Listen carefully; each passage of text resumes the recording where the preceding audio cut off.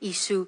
Ang kinaklarify ko po ay kanina sinabi nyo na in-encourage nyo ang PNP na i-encourage yung suspect na lumaban para mapatay, para masabing nanlaban. Correct.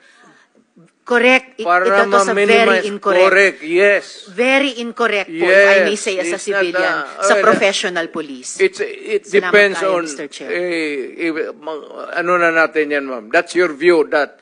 It's not my view only, Mr. Chair. Thank you for putting it on the record. Pagka-mayor, pagka-prosecutor.